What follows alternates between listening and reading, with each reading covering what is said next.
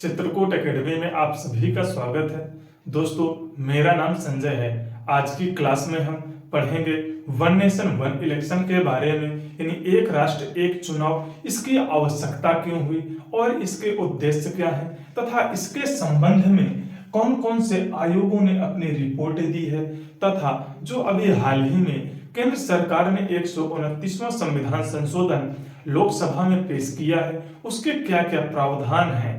तो दोस्तों, एक एक करके हम बिंदुवार चर्चाएं करेंगे और आज की क्लास आपके विभिन्न एग्जामों के लिए महत्वपूर्ण उपयोगी साबित होगी। तो शुरू करते हैं हम आज की क्लास की एक राष्ट्र एक चुनाव क्या है। दोस्तों, सितंबर 23 ईस्वी में केंद्र सरकार ने पूर्व राष्ट्रपति रामनाथ कोविंद की अध्यक्षता में एक उच्च स्तरीय समिति का गठन किया था, जो विभिन्न राजनीतिक दलों तथा विभिन्न आयोगों और व्यक्तियों से मिलकर के एक राष्ट्र एक चुनाव के संबंध में, यानी लोकसभा, राज्य विधानसभाएं, नगर पालिकाएं तथा जो पंचायती स्तर के चुनाव हैं, उन्हें एक साथ करवाने के संबंध में एक रिपोर्ट तैयार करना और उसे केंद्र सरकार को देना। अगर बात करें कि एक राष्ट्र एक चुनाव के क्या क्या फायदे हैं, तो जो पहला समय और संसाधन की बचत, यानी दोस्तों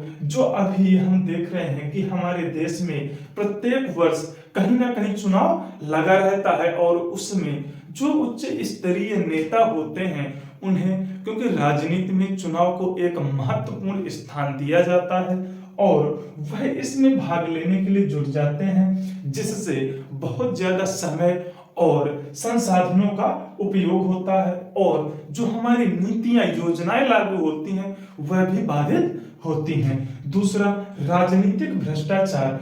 चुनावी मुद्दों पर बहुत ज्यादा पैसा खर्चा होता है और बार बार लोगों से तथा जो उद्योग व्यापारी हैं उनसे चंदा उगाहने की जाती है। एक राष्ट्र चुनाव, एक बार चुनाव होने से एक साथ जब चुनाव होगा तो यह चंदा एक ही बार लिया जाएगा, जिससे आम जनता और व्यापारियों को सहज होगा।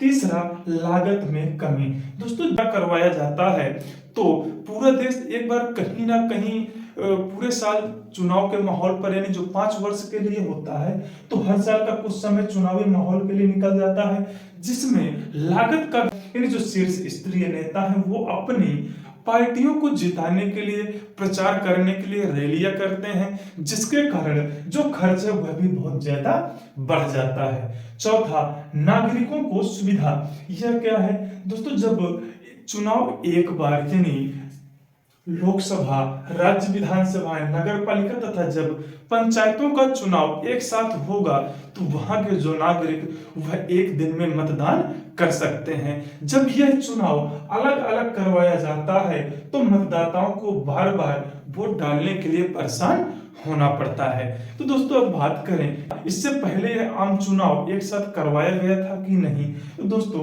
1952 जब भारत की आजादी के बाद जब हमारा पहला लोकसभा चुनाव हुआ था तो उसी के साथ राज्य विधानसभाओं का भी चुनाव करवाया था और यह निरंतर 1957, 1962 और 1967 में यह प्रक्रिया हमें देखने को मिली है।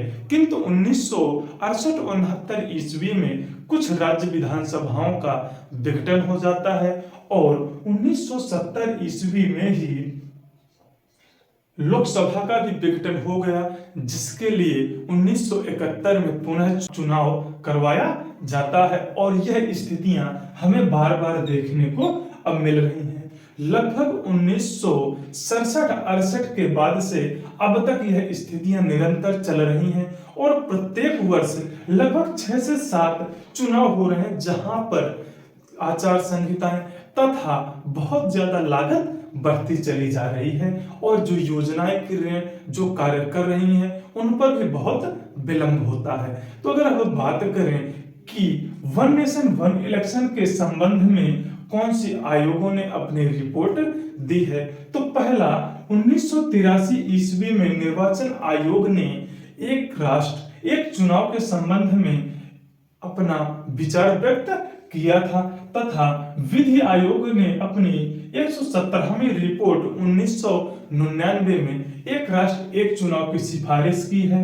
संविधान के कामकाज की समीक्षा करने के लिए जो आयोग गठित किया गया था 2002 में, उसने भी एक राष्ट्र एक चुनाव करवाने की संकल्पनाएं की है। चौथा, संसदीय स्थायी समिति की रिपोर्ट 2015 में भी एक राष्ट्र एक चुनाव का प्रावधान दिया है। पांचवा, नीति आयोग का वर्किंग पेपर जो 2017 में आया, इसमें भी एक राष्ट्र एक चुनाव की संकल्पना की गई है। तो दोस्तों, अब अगर हम बात करें कि जो 129वां संविधान संशोधन 2024 अभी हाल ही में केंद्र सरकार ने लोकसभा में प्रस्तुत किया है, तो उसके क्या क्या प्रावधान है या कौन कौन सी चीजें उसमें जोड़ी जाएंगी या क्या संशोधन किया जाएगा।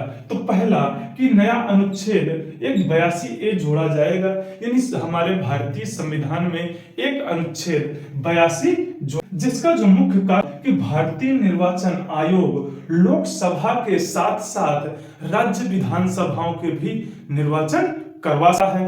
दूसरा, विधानसभाओं का जो कार्यकाल होगा वह लोकसभा के पूर्ण कार्यकाल के साथ समाप्त होगा। दूसरा है आर्टिकल 83 में संशोधन। इसमें कहा गया है कि जब लोकसभा अपने पूर्ण काल से पहले ही समाप्त हो जाएगी या किसी कारणवश विघटन हो गया, मान लीजिए दोस्तों कि अभी चुनाव जो हुआ 2024 वाला, और यह चुनाव मान लीजिए 2027 में विघटित हो जा रहा है और इसका जो कार्यकाल पूरा होगा कब होगा, 2029 में, और इसके बीच की जो अवधि है यानी 2027 में विघटित लगभग 3 साल की और जो 2 साल की है अवधि बीच में बच रही है, तो क्या इस समय पुनः चुनाव करवाया जाएगा और क्या वह सरकार 5 साल पुनः करेगी, तब तो इस जो वन नेशन वन इलेक्शन का जो नियम कानून लाया जा रहा है वह तो विघटित हो जाएगा। लेकिन दोस्तों ऐसा नहीं है। इसे कहा गया कि जब लोकसभा अपने समय से पहले समाप्त या विघटित हो जाएगी तो उसे असमाप्त अवधि कहा जाएगा, और जिस अवधि से वह समाप्त होगी और पूर्ण अवधि के मध्य एक चुनाव करवाया जाएगा और वह पूर्ण अवधि के दौरान तक ही शासन करेंगे। तीसरा, आर्टिकल 172 में समय संशोधन। इसमें प्रावधान किया गया है कि जब राज्य विधानसभाएं समय से पूर्व विघटित हो जाएंगी तो उन्हें एक चुनाव करवाया जाएगा, यानी उनके विघटन से पूर्ण अवधि के मध्य का जो चुनाव होगा उस पर वह सरकार नियुक्त की जाएगी और लोकसभा के कार्यकाल के साथ ही उसे समाप्त कर दिया जाएगा। तथा अगर किसी भी राज्यसभा विधानसभाओं में 6 महीने का गैप, यानी मान लीजिए कि 4.5 साल के बाद ही कोई सरकार विघटित हो जा रही है, तो वहां पर राष्ट्रपति शासन लागू कर दिया जाएगा और चुनाव नहीं करवाए जाएंगे और लोकसभा के साथ पुनः चुनाव करवाया जाएगा। चौथा, आर्टिकल 327 में संशोधन। इसमें कहा गया है कि यह अधिकार होगा कि जो विधानमंडलों के चुनाव हैं उन पर वह कानून बना सके।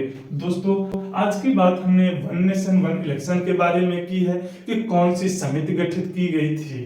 तो पूर्व राष्ट्रपति रामनाथ कोविंद की अध्यक्षता में एक समिति का गठन किया गया था और यह पूरी चर्चाएं हमने की है। आज की क्लास हमारी कैसी लगी यह आप लोग कमेंट बॉक्स में जरूर बताइएगा। जय हिंद, जय भारत।